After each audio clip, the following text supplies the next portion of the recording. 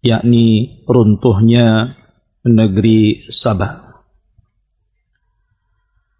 Para pendengar dan juga pemirsa yang dimuliakan Allah Subhanahu wa taala, kita tahu bahwa di dunia ini ada satu negara yang selalu dikait-kaitkan di dalam Al-Quranul Karim. Bahkan negara ini sangat erat kaitan dengan Islam. Baik Islam yang ada di Timur Tengah ataupun Islam yang ada di negeri kita, Indonesia ini. Negeri tersebut kita kenal dengan negeri Yaman. Kenapa saya akan bicara tentang negeri Yaman? Karena kisah tentang kerajaan Sabah ini ada di negeri Yaman. Sabah ada yang mengatakan dia adalah satu nama kabilah di negeri Yaman. Dan ada juga yang mengatakan diambil dari seorang yang bernama Sabah ibn Ya'rub.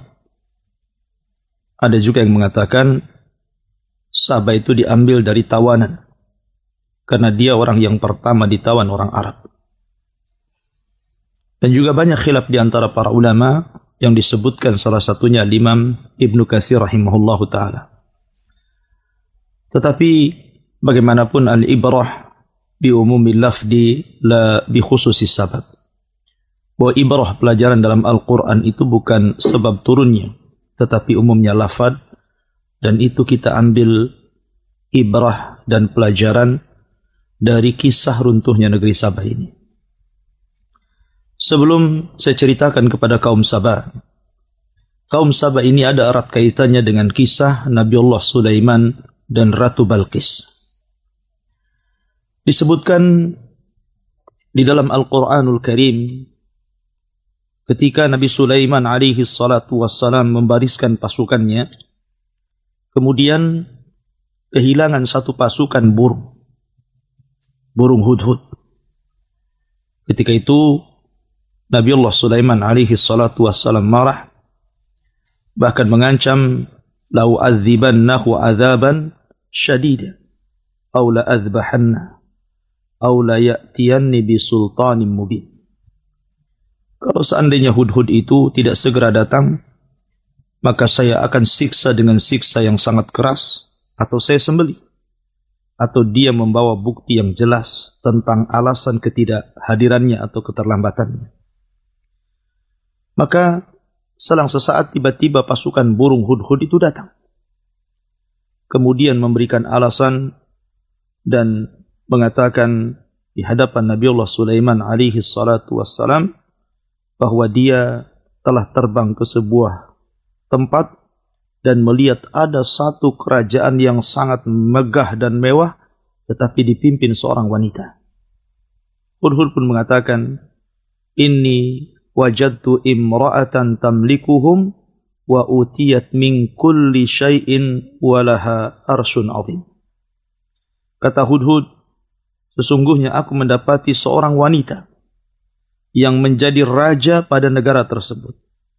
Dan wanita itu diberikan segala sesuatu dan juga kerajaan yang sangat besar. Tetapi nikmat yang begitu besar terhadap wanita tersebut sayang. Mereka bukan para penyembah Allah Subhanahu wa ta'ala.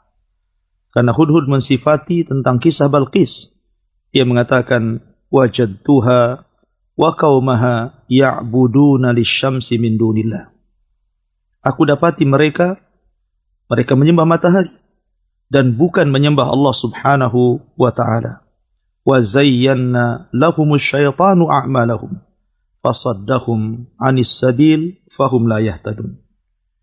Dan syaitan telah menghiasi perbuatan-perbuatan mereka dan juga menghalang-halangi mereka dari jalan Allah Subhanahu wa ta'ala, dan mereka tidak mendapatkan petunjuk kepada hidayah.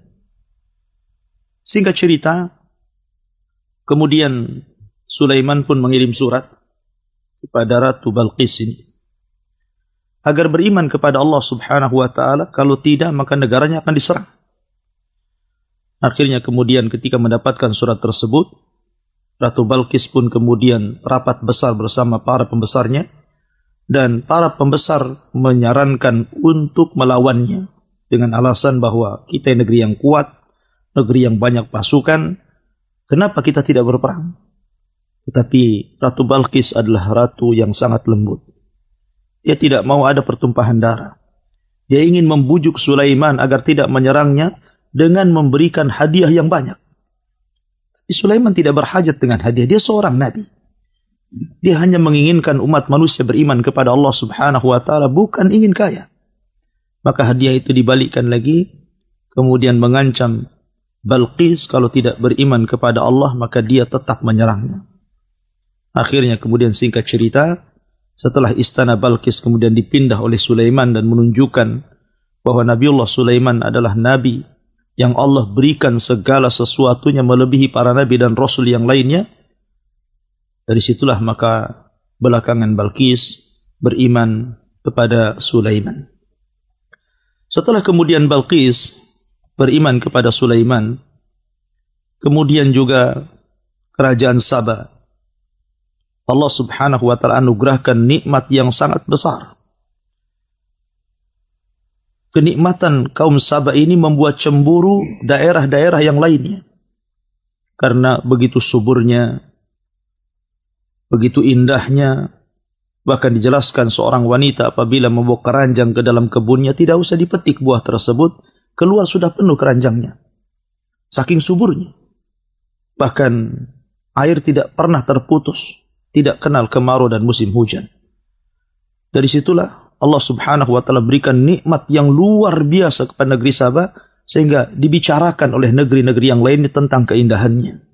Dan itu nikmat yang sangat besar. Disitulah setelah kemudian masa berlalu, Ratu Balqis meninggal dunia. Kemudian juga disebutkan oleh sebagian athar, diutus kepada mereka banyak para nabi. Ada yang mengatakan 12 nabi, ada yang mengatakan 17 nabi, wallahu a'lam. Yang jelas bahwa diutus kepada mereka kaum Saba ini para nabi. Dan kita tahu tugas para nabi adalah menyerukan kepada manusia agar menyembah Allah dan menjauhi sesembahan selain daripada Allah Subhanahu wa taala alias taghut. Allah mengatakan, "Walaqad ba'atsna fi kulli ummatin rasulan an i'budullaha wajtanibut taghut." Dan kami utus pada tiap-tiap negeri seorang rasul. Bahkan bukan hanya seorang rasul. Buktinya negeri Saba beberapa rasul. Bahkan dalam surah Yasin dijelaskan ada satu daerah yang diutus 3 rasul sekaligus. Tugas mereka hanya satu, mentauhidkan Allah, mengajak manusia untuk mengesahkan Allah, mengajak manusia untuk menunggalkan Allah dan menjauhi sesembahan selain daripada Allah alias taghut. Itu tugas mereka. Lah kemudian sebagian beriman dan sebagian kufur. Dan itulah tabiat dakwah. Orang yang menyerukan kepada tauhid, pasti manusia akan terpecah menjadi 2 kelompok. Ada yang ikut, ada yang menolak. Yang menolak terpecah menjadi berapa kelompok. Ada yang menolak tapi diam saja. Tapi ada juga yang menolak dengan cara kemudian membantah, bahkan kemudian melawan. Ya. Dan itulah tabiat dakwah. Apabila seorang mendakwakan dakwah tauhid, pasti seseorang akan diuji, bahkan terkadang juga bukan hanya diuji, tapi terkadang juga disakiti. Ma'asyiral muslimin, para pendengar dan pemirsa yang dimuliakan Allah Subhanahu wa taala. Negeri Saba ini adalah negeri yang sangat indah. Yang sangat indah sekali. Bahkan dikatakan di zaman itu negeri tersebut adalah sebesar-besarnya kebaikan yang Allah berikan kepada negeri tersebut. Dan mereka demikian karena mereka sangat erat memegang Taurat. Ketika Allah Subhanahu wa taala berkahi negeri tersebut disebabkan karena mereka memegang Taurat. Betul-betul mereka beragama di atas agama ahli kitab. Dan di zaman itu agama itu adalah agama yang paling hak.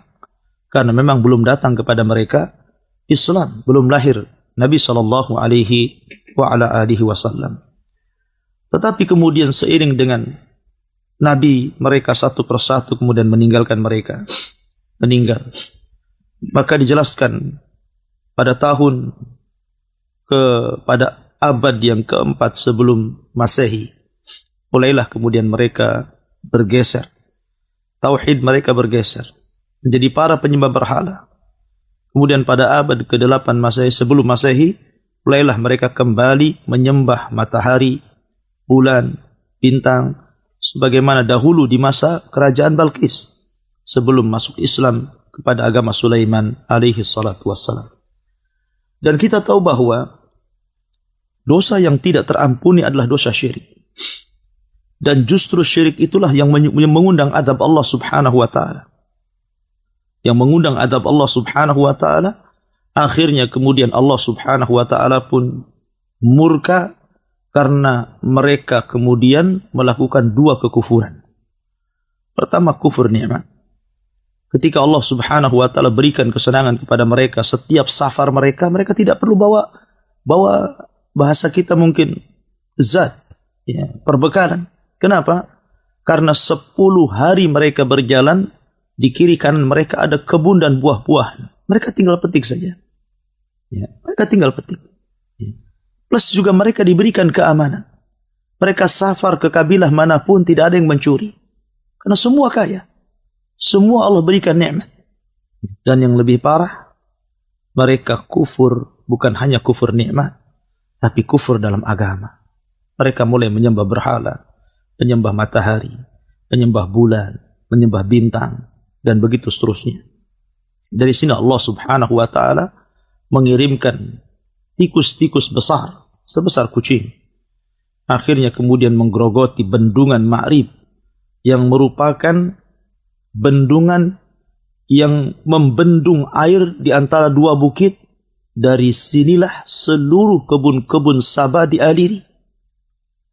Ketika kemudian bendungan itu dihancurkan oleh Allah, digerogoti oleh tikus-tikus besar, akhirnya terjadi bencana hebat. Maka Allah subhanahu wa ta'ala mengirim banjir dan meluluhlantakkan negeri Sabah, sehingga tidak tersisa satu pun tumbuh-tumbuhan kecuali hanya 3 saja. Dan itu disebutkan dalam Al-Quranul Karim, zawatai ukulin khamtin wa aslin wa syai'in min sidrin qalil. Hanya 3 tumbuh-tumbuhan saja. Ya. Pertama, tumbuhan khamtin. Khamtin itu tumbuhan yang berduri, tapi buahnya tidak bisa dimakan karena pahit. Kemudian aslin. Aslin tidak berbuah. Pohonnya berduri, hanya bisa untuk diambil naungannya. Kemudian wasyai'in min sidrin qalil, ma'ruf buah sidr. Pohon sidr kadang berbuah setahun sekali, itu pun tidak mencukupi mereka. Dan itu azab Allah subhanahu wa ta'ala. Bahkan bukan hanya itu saja, dikirim kepada mereka berbagai macam hama, yang dulunya tidak ada rayap, tidak ada lalat, tidak ada ulat, tidak ada binatang-binatang kecil yang membahayakan mereka. Tapi setelah Allah subhanahu wa ta'ala mengazab negeri Ma'rib, negeri Sabah, maka sampai hari ini negeri tersebut tidak sesubur yang diceritakan Al-Quran, dan menjadi cemburu seluruh kabilah-kabilah Arab karena indah dan suburnya, karena Allah menggambarkan baldatun thayyibatun wa rabbun ghafur, negeri yang baik dan Allah zat yang maha mengampun. Kita baca sedikit tentang kisah Sabah yang disebutkan dalam suratus Sabah. Allah subhanahu wa ta'ala berfirman, laqad kana li saba'in fi maskanihim ayah. Sungguh bagi negeri Sabah, fi maskanihim ayah, pada tempat mereka itu ada tanda-tanda kuasa Allah subhanahu wa ta'ala. Negeri Sabah itu negeri ayatun min ayatillah, satu tanda dari tanda-tanda kuasa Allah subhanahu wa ta'ala. Bagaimana tidak? Karena indahnya negeri tersebut, karena suburnya negeri tersebut, tidak ada orang miskin di negeri tersebut, bahkan mereka hidup berkecukupan.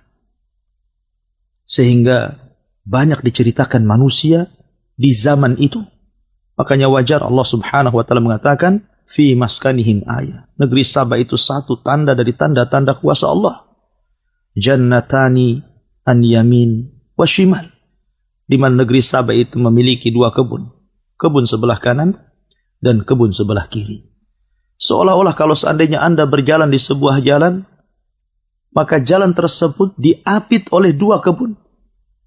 Dua kebun dengan beragam macam pohon, beragam macam tumbuh-tumbuhan, beragam macam buah-buahan, dan seolah-olah tidak pernah tidak ada musimnya. Musim terus. Semua buah-buahan ada. Bahkan menurut ahlul ilmi, menurut para ulama, ketika menggambarkan keindahan negeri Saba itu, sampai-sampai kalau ada seorang perempuan meletakkan keranjang di atas kepalanya, kemudian masuk ke dalam kebun tersebut, keluar sudah penuh dengan buah-buahan di atas kepalanya tanpa harus memetiknya. Dan ini belum terjadi.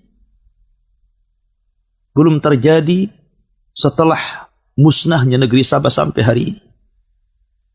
Makanya Allah subhanahu wa ta'ala mengatakan ayat dari tanda-tanda kuasa Allah subhanahu wa ta'ala. Dari situlah Allah subhanahu wa ta'ala hanya meminta kepada mereka nikmat yang sangat besar ini, kulu min rizki rabbikum washkurulah. Makanlah kalian dari rizki Rabb kalian, kemudian bersyukurlah. Allah hanya minta ini saja. Makan dari rizki Allah subhanahu wa ta'ala dan bersyukurlah. Sebab hanya dengan itu Allah tambah nikmat kalian. Wa id ta'adzana rabbukum la in syakartum la azidannakum.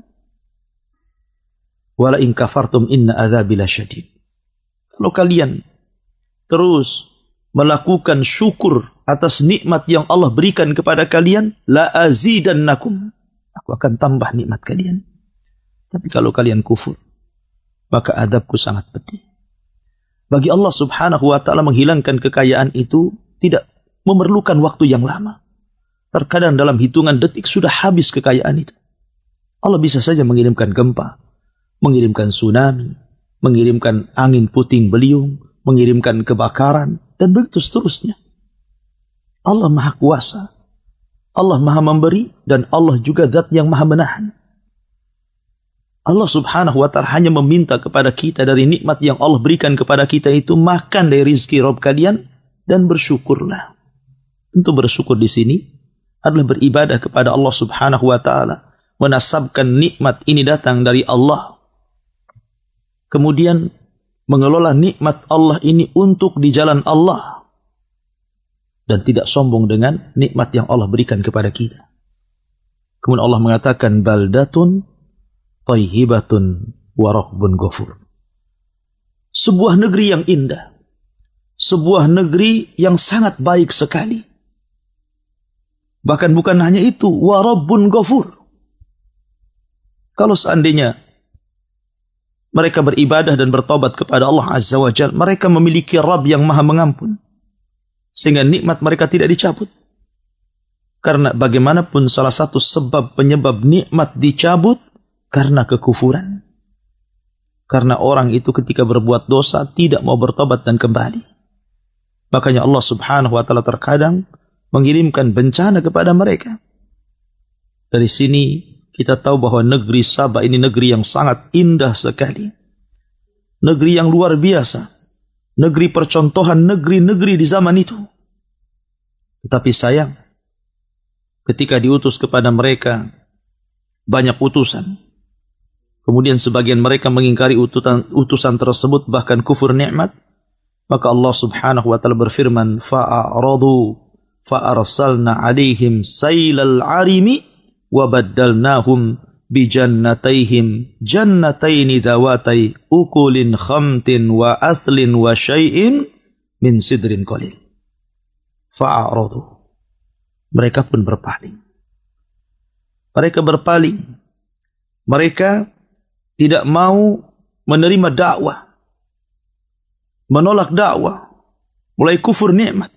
Ya, karena Allah yang berfirman, kalla innal insana la yatgha an ra'ahu istaghna.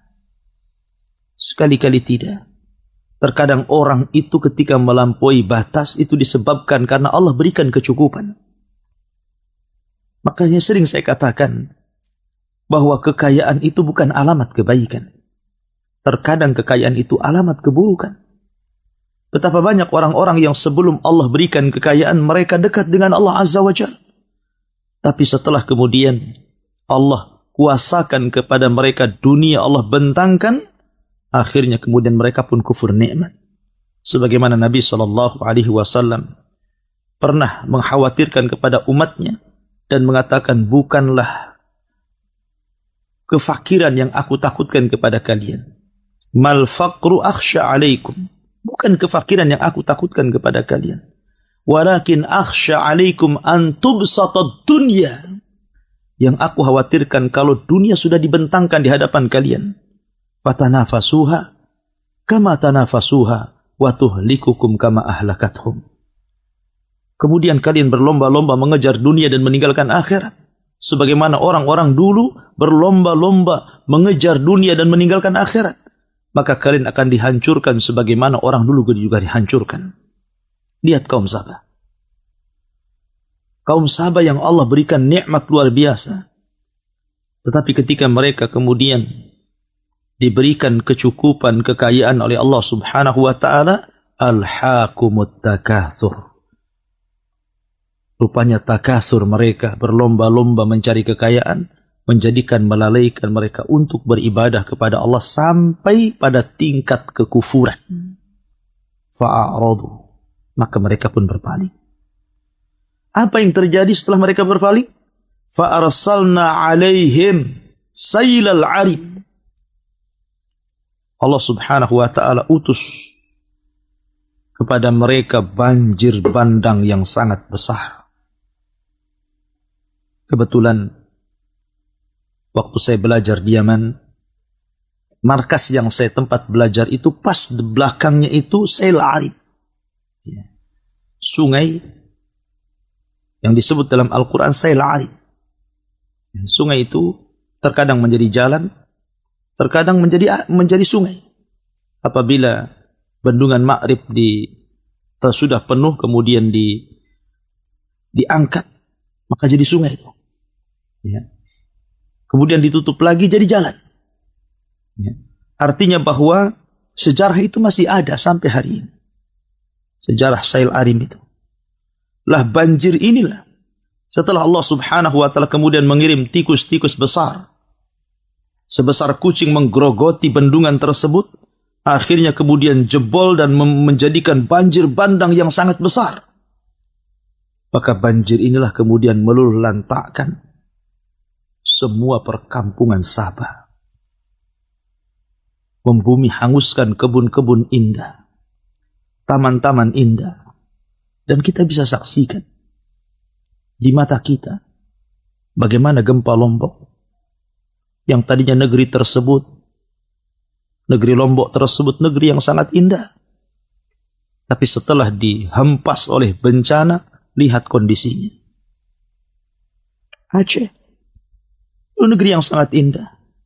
Tapi setelah diterjang tsunami, lihat dampak tsunami. Padahal hanya hitungan detik, bukan hitungan hari.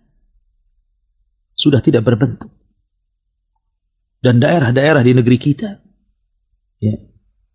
Lah Allah Subhanahu wa ta'ala ketika mengirim Sail Arim ini, meluluhlantakkan seluruh negeri Sabah. Terpaksa para penghuninya mengungsi. Ada yang kemudian ke Madinah. Ada yang kemudian ke Syam. Ada yang kemudian ke Persia. Dan ke beberapa negara yang penting mereka menyelamatkan dirinya. Meminta suaka. Dan sebagian besar mereka meninggal dan menjadi korban daripada banjir Sail Arim ini. Setelah kemudian Allah Subhanahu wa ta'ala lantakkan semuanya. Kebun-kebunnya, tanam-tanamannya, buah-buahannya. Cukup sampai di sini. Allah katakan, وَبَدَّلْنَاهُمْ بِجَنَّتَيْهِمْ جَنَّتَيْنِ ذَوَاتَيْ أُكُلٍ خَمْتٍ وَأَثْلٍ وَشَيْءٍ مِنْ سِدْرٍ قَلِيلٍ. Subhanallah. La hawla wa la quwata illa billah. Maka kami ganti untuk mereka dengan 2 kebun yang tidak sebagaimana 2 kebun di zaman sebelum ditimpakan kepada mereka sel air. Yang tadinya beragam macam tumbuhan dan buah-buahan hidup. Yang tadinya beragam macam pohon-pohonan dan keindahan yang luar biasa. Tiba-tiba Allah Subhanahu wa taala musnahkan, tidak ada satupun tumbuh-tumbuhan, tidak ada satupun buah-buahan kecuali hanya 3 saja. 3 tumbuh-tumbuhan yang tumbuh di situ. Pertama, ukulin khamtin, pohon yang sangat berduri dan tidak bisa dimakan buahnya karena rasanya pahit.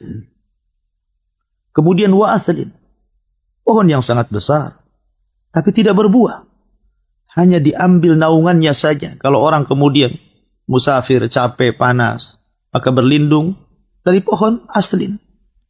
Wa syai'in min sidrin qalil, dan sedikit dari pohon sidr. Pohon sidr juga sama, pohon yang berduri dan berbuah setahun sekali.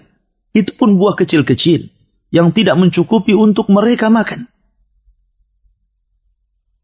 Maka Allah Subhanahu wa taala berfirman, "Dzalika jazainahum bima kafaru."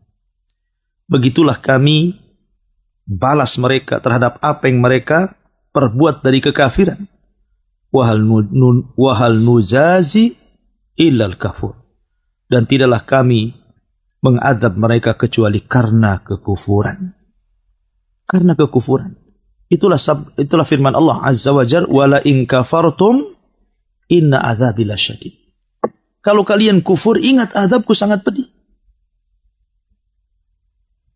Dari sini banyak pelajaran yang kita petik daripada kisah Sabah ini. Bagaimana sebuah negeri yang tadinya Allah Subhanahu wa taala berikan nikmat yang begitu besar, harusnya dia bersyukur kepada Allah tapi kufur. Akhirnya Allah Subhanahu wa taala tidak segan-segan untuk mengirim azabnya kepada negeri tersebut. Maka ini juga harusnya menjadi sebuah pelajaran bagi negeri kita. Negeri kita itu Allah berikan kekayaan. Di dalam perutnya banyak tambang. Di atas buminya tumbuh-tumbuhan, segala tumbuh-tumbuhan bisa tumbuh. Memiliki lautan dengan beragam macam ikan. Memiliki air yang bersih. Memiliki tambang yang banyak. Memiliki penghasilan-penghasilan yang luar biasa. Itulah gambaran negeri kita. Kalau seandainya penduduknya tidak beriman dan bertakwa, maka lambat laun kekayaan di negeri kita juga akan hilang. Bukankah Allah Subhanahu wa taala berfirman, "Walau anna ahlal qura amanu wattaqau lafatahna 'alaihim barakatin minas sama'i wal ardh." Kalaulah penduduk negeri itu mau beriman dan bertakwa, kami akan buka pintu langit dan bumi dan kami akan hujani mereka dengan berkah, dengan kebaikan. Tetapi kalau seandainya kadzabu, mereka berdusta kepada Allah, mendustakan Allah, mendustakan Rasul, menghina Allah dan Rasulnya, menghina syariat Allah dan syariat Rasulnya, maka Allah Subhanahu wa ta'ala tidak akan segan-segan mengirim azabnya, menghilangkan seluruh kekayaan di negeri kita ini. Oleh karena itulah maka marilah kita sama-sama meningkatkan takwa kita kepada Allah Azza wa Jalla, menjalankan seluruh perintah-perintah Allah Subhanahu wa ta'ala semampu kita, dan berusaha untuk menjauhi larangan-larangan Allah Subhanahu wa ta'ala dengan sekuat tenaga. Berusaha menikmati yang dihalalkan, berusaha menjauhi yang diharamkan. Itulah yang dikehendaki Allah Subhanahu wa ta'ala kepada kita. Kalau seandainya kita telah beriman dan bertakwa, maka Allah Subhanahu wa ta'ala akan mencabut di negeri tersebut kefakiran, kemiskinan, kesusahan, kelemahan, dan Allah Subhanahu wa ta'ala akan berikan kebaikan yang banyak. Allah berfirman, "Waja'alna bainahum wa bainal qura allati barakna fiha quran dhahiratan wa qaddarna fiha as-sayra."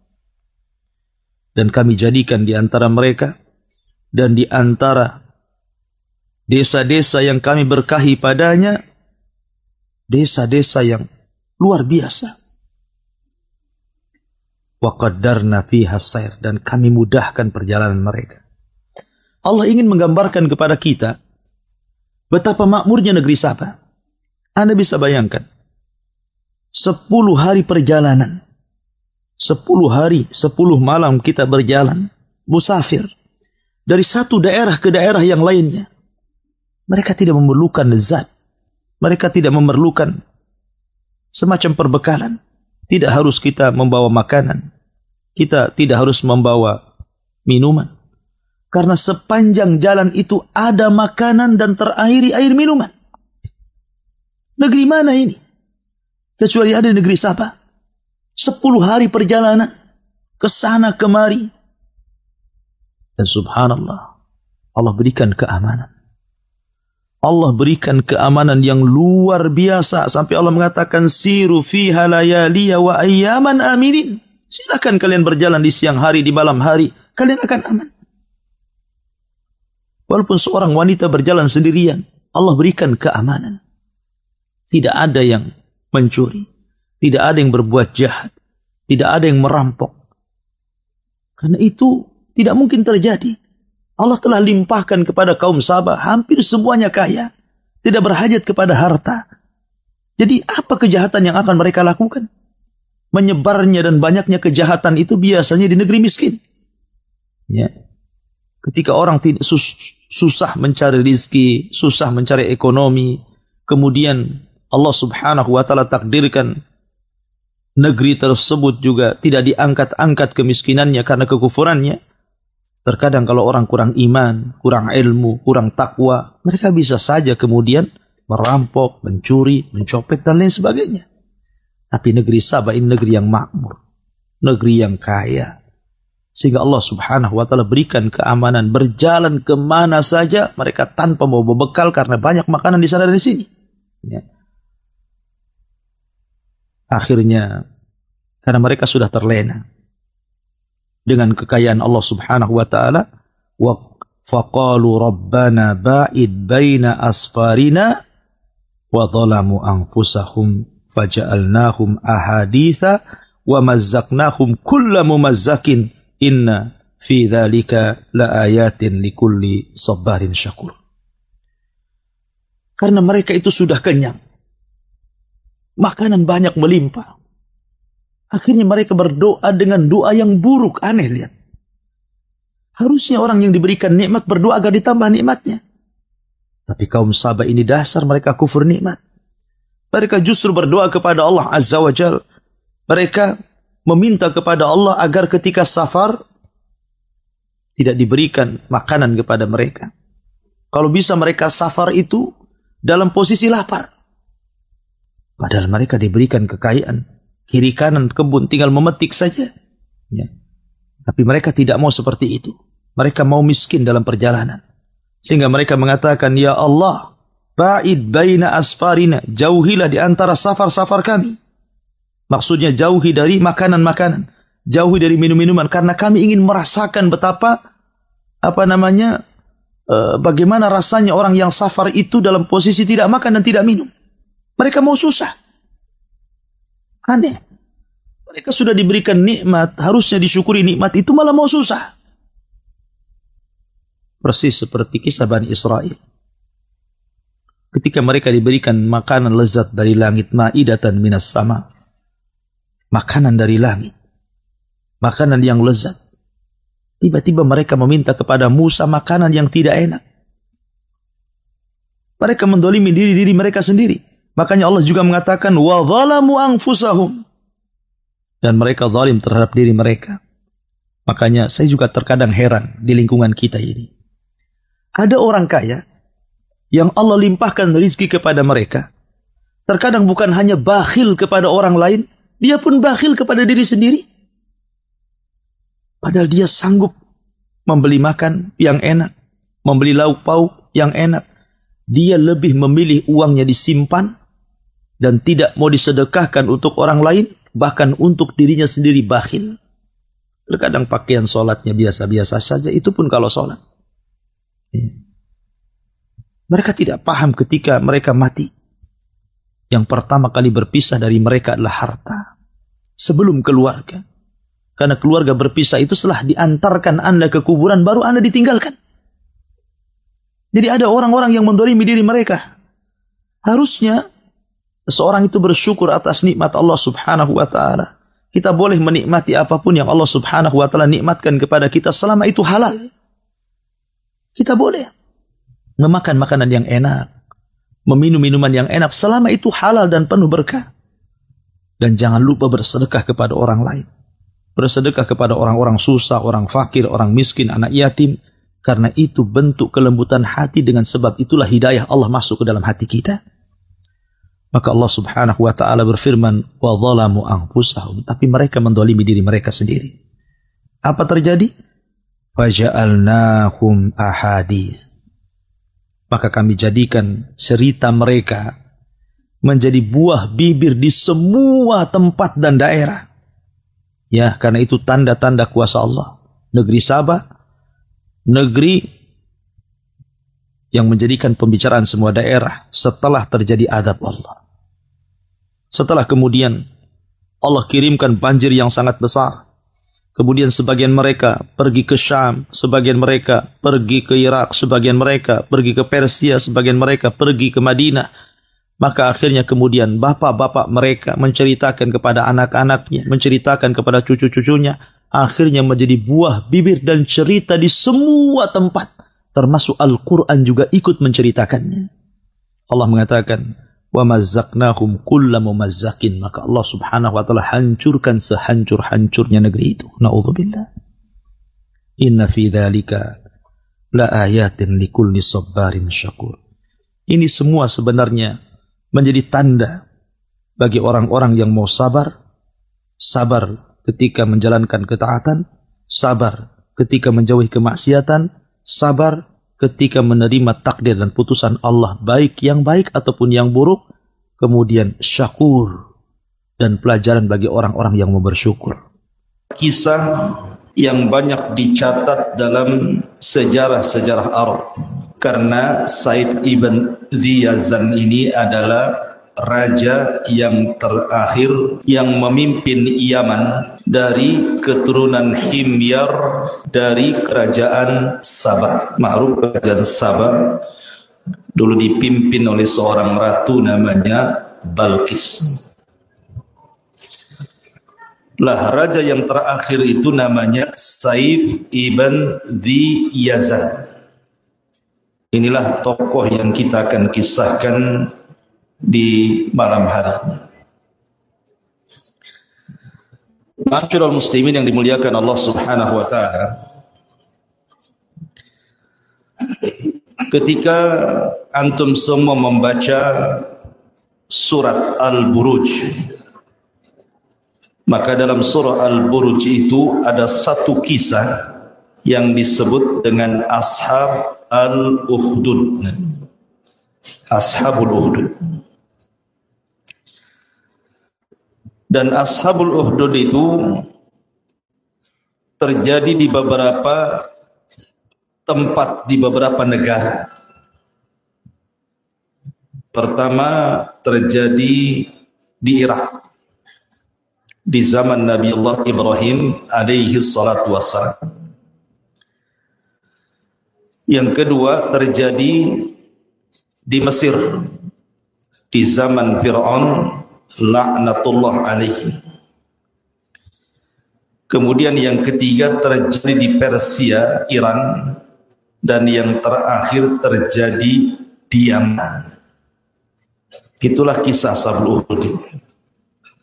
Ashabul Ukhdud itu artinya orang-orang yang membuat api, kemudian memasukkan orang-orang yang beriman, dibakar hidup-hidup di situ. Disebut Ashab Al-Ukhdud. Pertama di Irak. Korbannya siapa? Nabiullah Ibrahim alaihi salatu wassalam. Dimasukkan ke dalam api oleh Namrud, Raja Babil. Kemudian yang kedua di Mesir. Korbannya siapa? Seorang wanita tukang sisir putri Fir'aun. Namanya Masyitah, Inatu Fir'aun. Digoreng hidup-hidup di atas tungku api karena beriman kepada syariat Musa alaihi salam. Kemudian yang ketiga di Persia, ada seorang raja yang menikahi mahramnya dan masyarakatnya tidak setuju. Kemudian siapapun yang tidak setuju dengan pernikahannya maka akan dibakar hidup-hidup. Kemudian terakhir yang kita akan kisahkan di sini, di Yaman. Jadi di Yaman itu ada seorang raja namanya Dzu Nuwas. Catat karena banyak nama-nama yang asing, antum jarang dengar. Jadi ada seorang raja namanya Dzu Nuwas. Itulah raja yang pernah berkuasa dari raja-raja Himyar yang ada di Yaman. Lah Dzu Nuwas ini yang tadinya beragama Nasrani akhirnya menjadi Yahudi. Tetapi Najran masyarakatnya itu agamanya Nasrani. Lah Dzu Nuwas ini kejam sekali.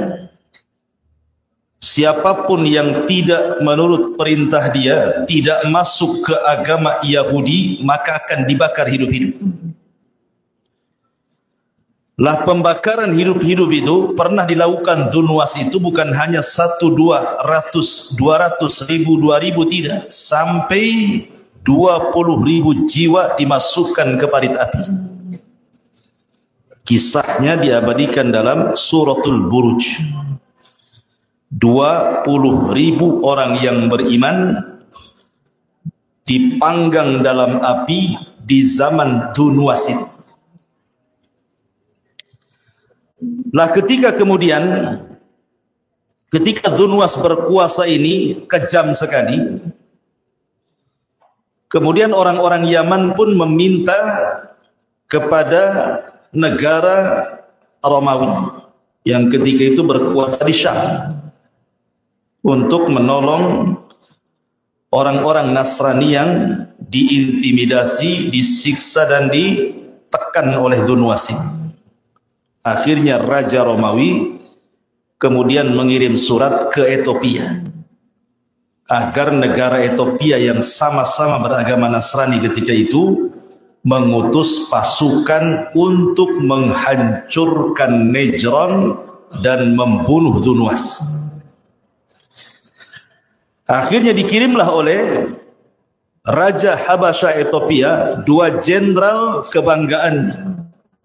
Pertama Ar-Riyad, yang kedua Abroha yang kelak akan menghancurkan Ka'bah itu. Dikirimlah pasukan besar dipimpin 2 jenderal Ar-Riyad dan juga Abroha berangkat dari Ethiopia menuju Yaman.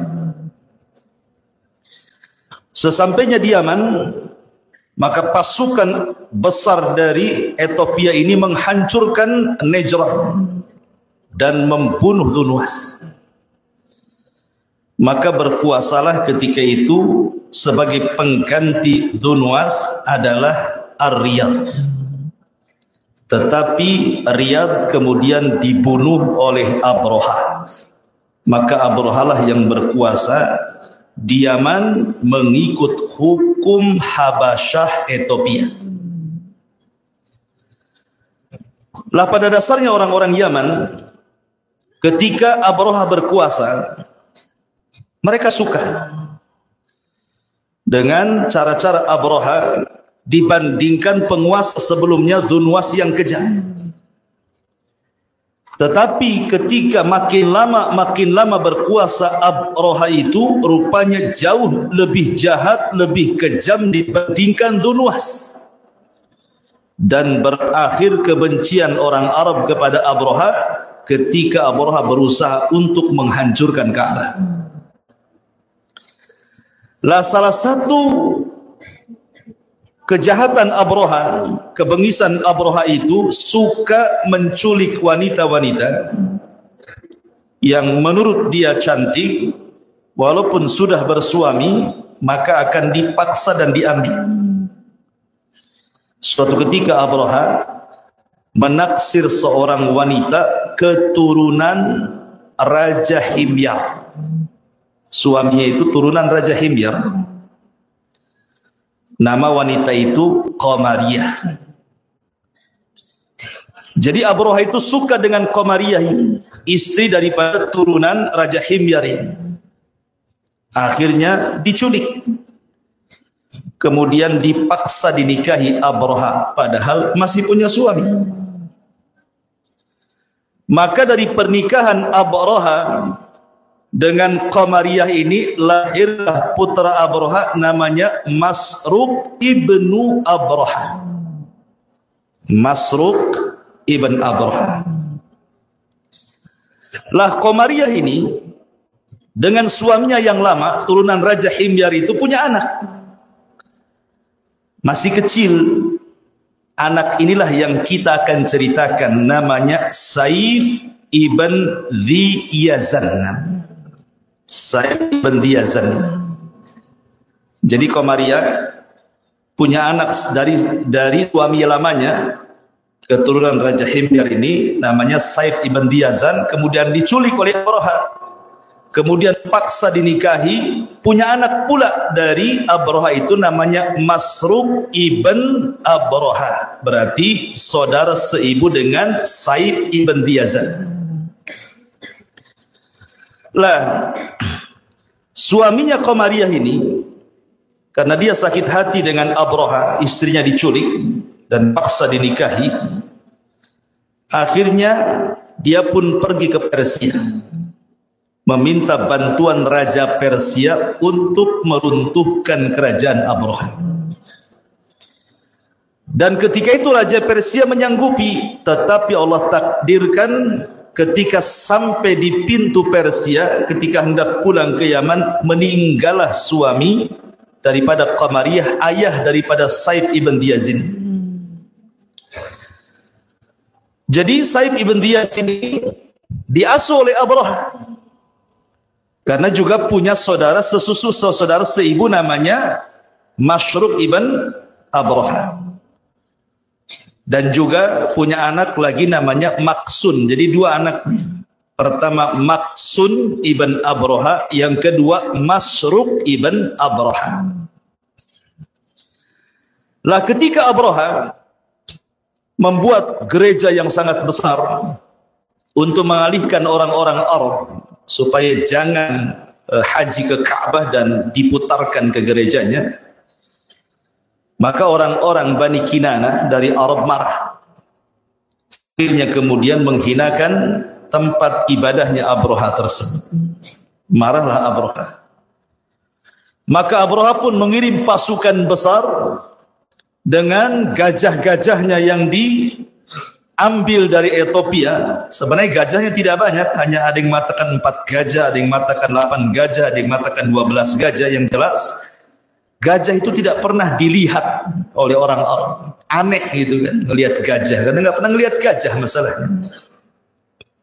Berangkatlah Abroha dan pasukan dan gajah-gajahnya menuju Mekah.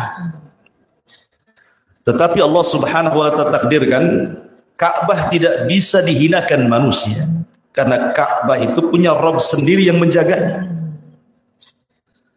Maka terjadilah peristiwa yang diabadikan dalam Al-Quran. Alam tara kaifa fa'ala rabbuka bi ashabil fil. Alam yaj'al kaidahum fi tadlil wa arsala alaihim tayran ababil tarmihim bihi jaratin min sijil faja'alahum ka'asfin ma'kul. Suratul Fil menceritakan kisah Abroha. Singkat cerita, maka Abroha pun diserang oleh burung ababil, sempat diselamatkan dan dibawa ke Son'a, tetapi kemudian usianya tidak lama meninggal. Maka tahta kekuasaan Abroha di Yaman kemudian jatuh ke tangan putranya namanya Maksun ibn Abroha. Tapi Maksun ibn Abroha tidak lama usianya, 2 tahun dia berkuasa, meninggal. Kemudian tahta itu jatuh ke tangan adiknya namanya Masruq ibn Abroha. Masruq ibn Abraha. Lah Masruq ibn Abraha sekali lagi dengan Saib ibn Diyazin itu kan satu ibu, beda bapak. Sementara Saib ibn Diyazin ini dirahasiakan oleh ibunya siapa ayahnya. Jadi dari kecil ini Saib ini disangkanya dia anak Abraha. Jadi ketika sudah sama-sama dewasa, berselisihlah antara Masruq dengan Saib ibn Diyazin ini. Tiba-tiba kemudian Masruq mencela Saib dan mencela ayahnya. Jadi Saib ini berpikir, sementara ini dikiranya dia orang Ethiopia, turunan Ethiopia, rupanya bukan. Mengadulah dia kepada ibunya dan bertanya, sebenarnya saya itu anak siapa? Maka ibunya bercerita bahwa kamu itu anak dari seorang raja turunan Himyar ibn Tabah yang kekuasaannya direbut oleh Abraha dan ibumu diperbudak oleh dia. Dari situlah Saib dendam dengan orang-orang Ethiopia. Akhirnya kemudian Saib ibn Diyazan ini kemudian rencana untuk mengusir orang-orang Ethiopia dari Yaman dan ingin membunuh Masruq ibn Abraha. Berangkatlah dia ke Syam meminta bantuan kepada Raja Romawi agar mengambil alih kembali kekuasaan ayahnya yang diambil orang-orang Ethiopia oleh Abraha dan turunannya. Tapi sayang, orang-orang Romawi, kerajaan Romawi tidak mau. Kenapa? Karena antara dengan Romawi itu dari segi keyakinan sama-sama Nasrani. Kecewalah siapa? Saib ibn Diyazan ini. Karena kecewa akhirnya, kemudian dia pun berusaha mencari cara. Terpikirlah dia punya teman namanya Nu'man ibn Munzir, salah satu tokoh dari tokoh-tokoh Himyar juga yang ada di Irak. Berangkat dia ke Irak, kemudian berdiskusi dengan Nu'man ibn Munzir soal kekuasaan yang ada di Yaman. Kata Nu'man ibn Munzir, sebaiknya kamu minta bantuan ke Persia. Saya setiap setahun sekali biasanya berniaga ke tanah, ke Iran, ke Persia. Nanti pada waktunya kita sama-sama berangkat, kita minta bantuan Persia.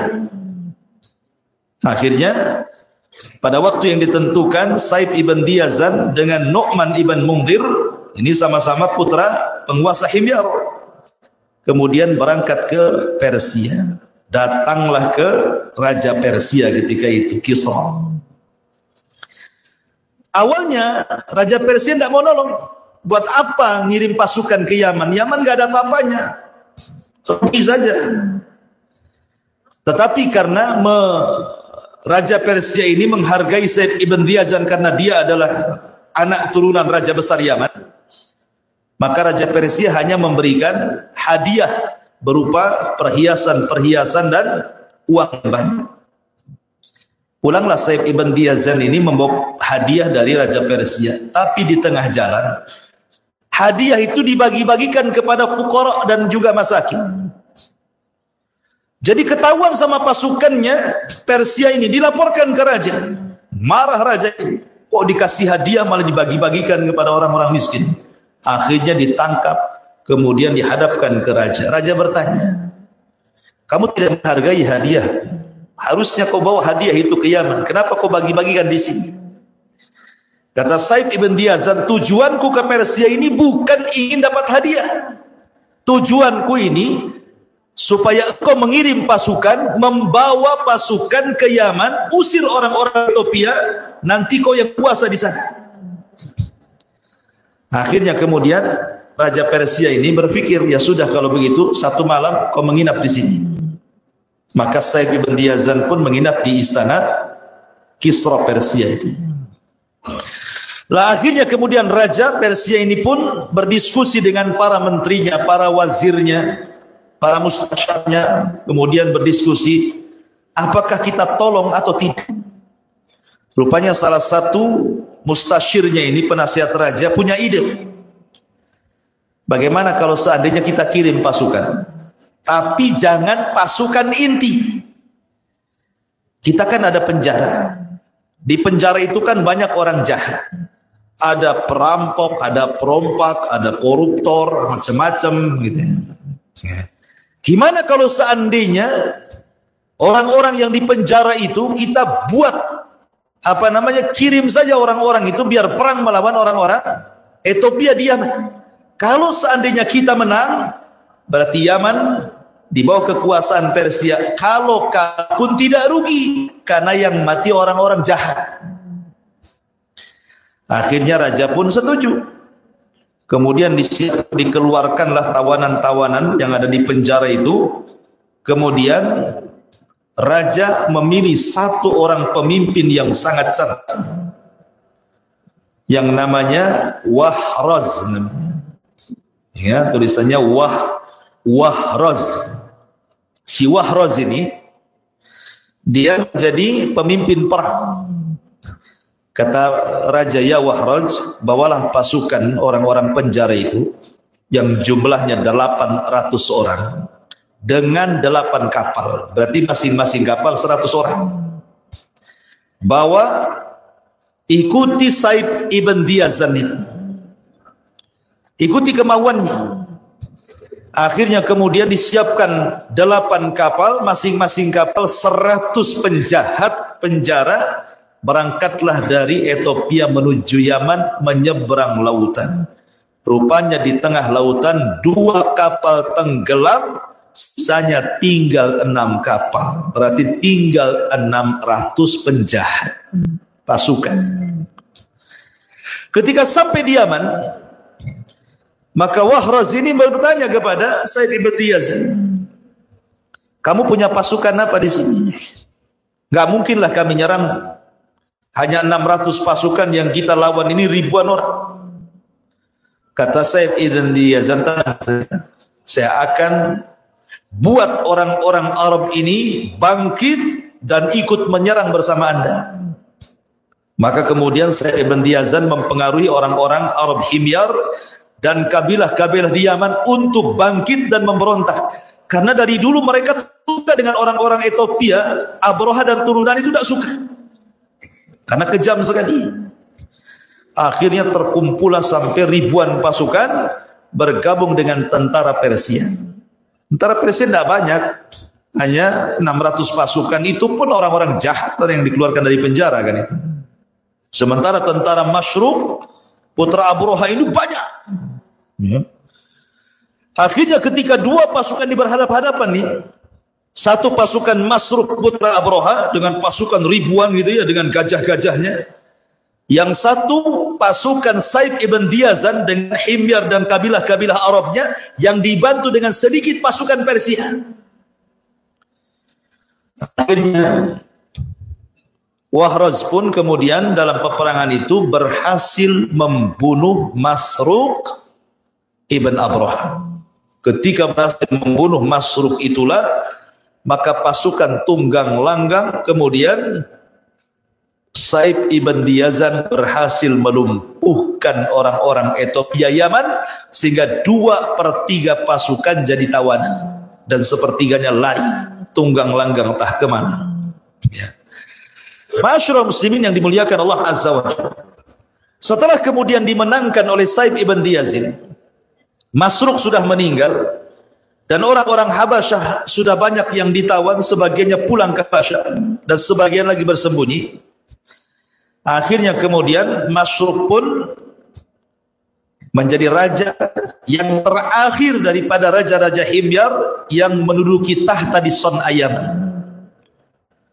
Dan pasukan Persia pulang, sehingga ketika itu kerajaan Himyar yang dipimpin oleh Said ibn Diyazin setiap tahunnya harus bayar upeti dikirim ke Persia. Berarti di bawah hukum Persia. Itulah kenapa Persia masuk negeri Arab.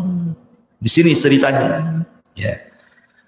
Lah Said ibn Diyazin ini, ikhwatul fillah muliakan Allah Azza wa Jalla, setelah dia berkuasa jadi raja, dibicarakan orang-orang Arab. Dibicarakan orang-orang Arab. Dan orang Arab senang. Karena bisa mengusir penjajah dari tanah mereka kembali ke Ethiopia. Lah salah satu yang datang dari pembesar-pembesar kabilah Arab untuk mengucapkan selamat dengan terpilihnya Raja Said ibn Diyazin ini adalah kakeknya Nabi SAW, namanya Abdul Muttalib.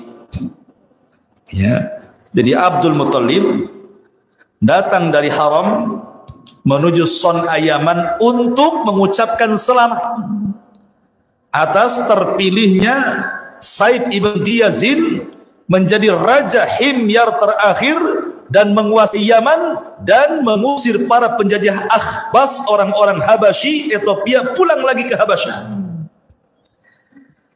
Dalam percakapan Abdul Muttalib dan Said ibn Diyazin ini, karena Said ibn Diyazin ini, ikhwan, cerdas orangnya. Dia punya pengetahuan, suka baca. Lah, dia punya ramalan. Jadi suatu ketika dia berjumpa dengan Abdul Muttalib, dia terkesan dengan Abdul Muttalib. Jadi dia pun meminta dengan Abdul Muttalib untuk duduk berdua dan membicarakan empat mata. Maka kemudian Abdul Muttalib pun berdialog dengan Said ibn Diyazin hanya berdua saja. Kata Said, ini rahasia, hanya aku yang tahu, katanya. Kemudian kata Said ibn Diyazin, ya Abdul Muttalib, wahai Abdul Muttalib, sesungguhnya sebentar lagi akan lahir seorang yang akan memimpin aku. Dia terlahir yatim, namanya Muhammad. Bapaknya meninggal, diasuh kakeknya 2 tahun. Kemudian kakeknya meninggal, akan meninggal dan akan diasuh paman. Dan dia akan menguasai bangsa Arab, bahkan menguasai dunia. Dan saya lihat itu ada pada turunan, kata Abdul Muttalib. Tak benar ini katanya. Tetapi Said ibn Diyazin dengan yakin bahwa itu ada pada turunan Abdul Muttalib. Kemudian Said ibn Diyazin mengatakan kepada Abdul Muttalib, saya wasiatkan kepadamu, kalau dia sudah lahir, jaga dia, jangan sampai diketahui orang-orang Yahudi. Kalau seandainya orang-orang Yahudi tahu ini akan jadi penguasa Arab dan penguasa dunia, pasti mereka akan membunuhnya. Jadi diwanti-wanti sama Said ibn Diyazin ini Abdul Muttalib ini. Lah, ma'asyiral muslimin yang dimuliakan Allah Azza wa Jalla, Allah takdirkan kemudian Said ibn Diyazin ini dibunuh secara ightial itu pengecut oleh orang-orang Habasyah yang dendam dengan Said. Jadi ada beberapa orang yang memang menginginkan membunuh Said ibn Diyazin ini dan berhasil. Akhirnya Said ibn Diyazin pun kemudian meninggal dunia di tangan musuh-musuhnya dari kalangan Ahbas, kalangan orang-orang Habasyah Ethiopia. Akhirnya kemudian tidak ada lagi terus kerajaan Himyar di Yaman Son'a. Dan ketika itu lahirlah Rasul kita Muhammad sallallahu alaihi wasallam. Dan dakwahnya sampai ke negeri Yaman persis seperti yang diisyaratkan oleh Said ibn Diyazin. Akhirnya Nabi SAW menjadi penguasa Arab, menguasai Yathrib, menguasai Mekah, menguasai Madinah, menguasai suku-suku, sampai akhirnya ajarannya sampai ke Yaman, sampai ke Persia, sampai ke Romawi, bahkan sampai ke Jabal Uhud. Ya, sampai ke sini. Ya. Karena kita umat Nabi SAW. Itulah kisah tentang Ibn Diyazin. Mungkin antum baru dengar kisah. Ini kisah masyhur. Tetapi di antara kisah Said ibn Diyazin ini ada kisah khurafatnya. Kali ini kan kisah yang faktanya yang dicatat oleh ahli sejarah. Ada kisah khurafatnya. Apa kisah khurafatnya? Bahwa ibunya Said ibn Diyazin namanya Qamariah yang saya jelaskan itu bukan manusia katanya, tetapi jelmaan daripada jin. Jadi ibunya itu seorang jin menjelma manusia, kemudian punya anak namanya Said ibn Diyazin, sehingga Said ibn Diyazin ini separuh manusia separuh jin katanya. Tetapi ini kan khurafat. Kisah khurafat tidak perlu dibenarkan. Ya. Yang jelas bahwa kisah Saif ibn Diyaz ini dicatat oleh ahli sejarah sebagai permulaan nubuah kenabian Nabi sallallahu alaihi wasallam, bahwa Saif ibn Diyaz mengisyaratkan akan kenabian Nabi sallallahu alaihi wasallam, bahkan mewanti-wanti Abdul Muthalib untuk menjaga calon Nabi ini dan jangan sampai ketahui orang-orang Yahudi. Itu sebelum wafatnya Saif ibn Diyaz, seorang raja dari raja-raja Himyar yang terakhir menguasai Yaman. Kerajaannya di Son'a Yaman sana. Dari sini secara garis besar khulasahnya berarti pertama, kekuasaan Ethiopia di Yaman itu hanya dikuasai oleh 3-4 raja. Pertama yang berkuasa Riyadh. Kemudian Riyadh mati di tangan Abroha, naiklah Abroha. Kemudian Abroha meninggal karena dikutuk dan diazab oleh Allah dengan burung ababil. Kemudian dilanjutkan putranya Maksud ibn Abroha. Kemudian Maksud meninggal hanya sebentar. Kemudian tahta jatuh kepada Masruq ibn Abroha. Dan Masruq ibn Abroha dibunuh oleh tentara Saif ibn Diyaz. Dari sinilah tidak ada lagi Ethiopia di Yaman. Semua hengkang ke mana? Balik ke Ethiopia. Sehingga Yaman berkuasa di bawah hukum Persia. Makanya di zaman itu, karena Yaman itu Arab, gitu ya, di bawah hukum Persia.